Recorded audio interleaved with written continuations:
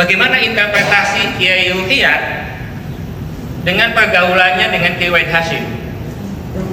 Jadi Kiai Ruhiyat itu mengimplementasikan selain di dalam busana juga di dalam perilaku-perilaku lain.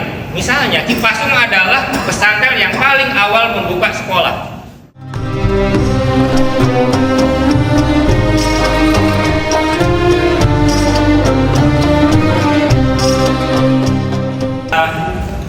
Saya ingin menyampaikan hal-hal penting tentang Kiai Wahid Hasyim. Ini tadi buku disebutkan oleh Mas Erwin Hari J. Benda, bukunya The Crescent and the Rising Sun, Indonesian Islam Under the Japanese Occupation. Apa judul bahasa Indonesianya? Bulan Sabit dan Matahari Terbit.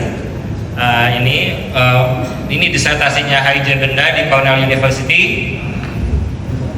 Kata Hari J. Benda, menjelang masa Jepang berakhir, Kiai Wahid Hasyim adalah tokoh Islam paling menonjol.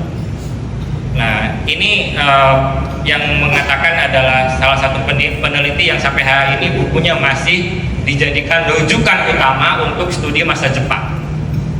Jadi, karena beliau tokoh terpenting pada masa Jepang, masa mata rantainya hilang atau putus. Makanya hari ini coba kita sambung lagi, Mas Arief, supaya kebesaran Kiai Wahid yang dimaksud oleh Hari J. Benda itu seperti apa ketokohannya.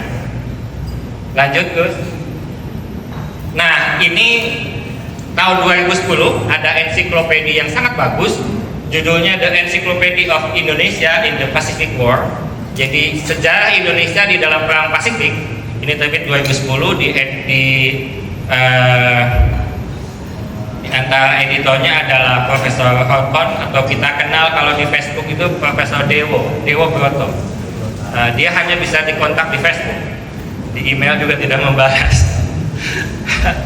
Dia mengatakan di ensiklopedia ini dikatakan bahwa pihak Jepang bersaksi bahwa Wahid Hasyim sering mengajukan protes kepada penguasa Jepang. Yang dikatakan Mas Erwin tadi adalah bagian-bagian dari protesnya Kiai Wahid Hasyim kepada Jepang.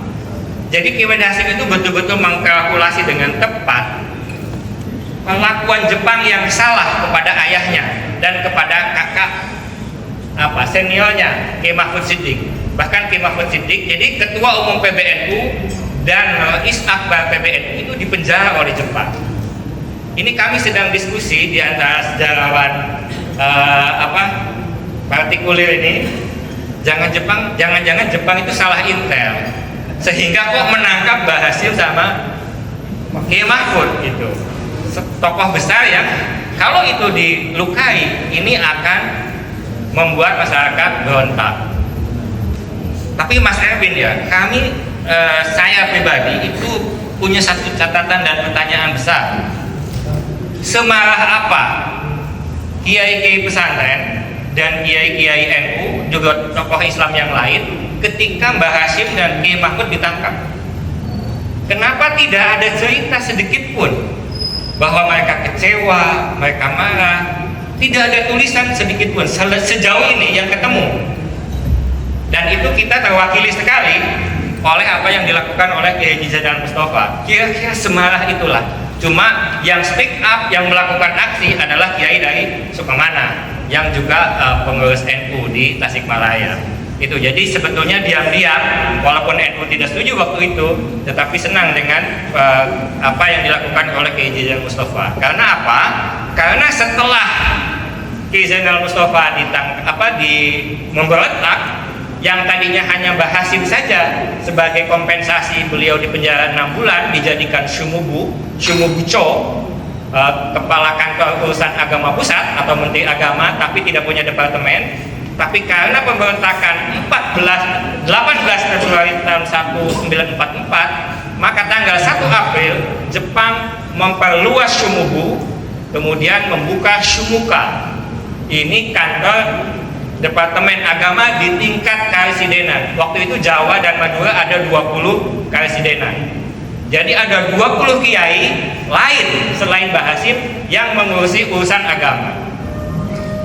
Nah, ini siapa yang bisa menjadi Shumuka 20 ini, siapa yang menentukan? Antara lain adalah Masyumi. Masyumi sudah terlibat menentukan siapa yang menjadi sumuka di Priangan. Maka yang dipilih adalah Ki Haji Anwar Musaddar. Siapa yang jadi sumuka di Surabaya, maka yang dipilih adalah Ki Haji Zofir. Nah, yang menariknya adalah kalau dulu urusan agama ini diurus oleh penghulu, pada masa Jepang ini disatukan di bawah sumuka. Jadi sumuka yang dipimpin oleh Kiai NU itu juga sekaligus membawahi para penghulu-penghulu ini, sehingga koordinasinya satu pintu. Nah, itulah yang menjadi intisan nanti menjadi Kementerian Agama membawahi semua urusan agama. Jadi ini saling kait mengait. Makanya karena beliau ini tokoh paling terkemuka, maka beliau punya kesempatan untuk protes atau berani melakukan protes kepada Jepang dan usulan-usulan. Lanjut. Nah, ini betapa pentingnya sosok yang namanya Wahid Hasyim. Ini yang foto sebelah kiri adalah pembukaan latihan Hizbullah di Cibarusah tanggal 18 Februari 1945. Dan yang sebelah kanan adalah penutupan latihan Hizbullah pada tanggal 19 Mei 1945. Ini dua-duanya foto yang diambil adalah foto Kiai Wahid Hasyim sedang pidato. Memang tidak jelas, tetapi di captionnya dijelaskan Paduka Tuan Wahid Hasyim menyampaikan pidato pada pembukaan dan penutupan. Nggak tahu nanti AI bisa membantu nggak supaya Kiai Wahidnya menjadi lebih jelas. Nah, tapi ini betapa pentingnya sosok Kiai Wahid di dalam penetapan atau pembentukan Hizbullah. Jadi ini yang dilatih jumlahnya, ini para kiai termasuk Ki Hasyim Latif pasti ada di sini. Ini 500 orang. Kemudian dari 500 orang ini nanti melatih masing-masing 100 pasukan. Jadi jumlahnya pasukan Hizbullah itu ada 50.000 di Jawa. Jadi kekuatannya itu. Lanjut, Gus. Baik. Nah, ini salah satu ini ya. Beliau suka protes itu. Ini Masyumi mengajukan pembentukan barisan Hizbullah. Ini pertemuannya Wahid Hasyim yang memimpin, ya cukup jelas lah. Beliau kelihatan membacakan surat ajuannya. Lanjut, baik, saya akan lanjut tadi yang diminta oleh moderator, bagaimana hubungan Kiai Wahid Hasyim dengan ulama Sunda.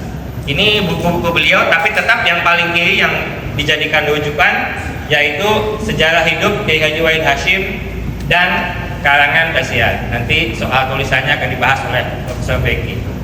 Lanjut, Gus. Baik, ini bukti foto. Katanya foto bisa bicara lebih dari 1000 kata. Jadi ini foto koleksi. Yang kanan ini koleksi ada di buku Abu Bakar Aceh. Ini bisa yang saya tidak tahu hanya yang paling kiri ya. Ini yang paling kanan ini Kiai Otong Hulaimi. Dulu anggota DPR konstituante dari NU dari Merauke Tasik. Kemudian yang sebelah kirinya Otong Hulaimi adalah Sutisna Senjaya yang pakai dasi. Ini ketua PCNU Tasikmalaya, tokoh paguyuban Pasundan. Yang tengah Kiai Maskur. Kemudian yang keempat Kiai Wahid Hasyim. Nah, foto sebelah kiri ini di Cipasung. Ini koleksi pesantren Cipasung. Yang sebelah kanan saya tidak tahu. Yang sebelah kirinya adalah Kiai Ruhiyat, sebelah kiri Kiai Ruhiyat adalah Kiai Wahid Hasyim, sebelah kirinya adalah Kiai Dahlan Cicarulang, pernah menjadi RI Suriah PWNU Jawa Barat. Sebelah kirinya seperti Bung Karno saya tidak tahu, dan sebelah kirinya Kiai Masku, dan sebelah paling ujung adalah Kiai Otong Hulaimi atau dulu dijuluki Ajengan Garage, Ajengan Garasi gitu ya, karena dia membuka pengajian di garasinya. Lanjut. Nah, saya ingin, karena saya menulis buku Ajengan Cipasung, bagaimana interpretasi Kiai Ruhiyat dengan pergaulannya dengan Kiai Wahid Hasyim. Jadi Kiai Ruhiyat itu mengimplementasikan selain di dalam busana juga di dalam perilaku-perilaku lain. Misalnya Cipasung adalah pesantren yang paling awal membuka sekolah.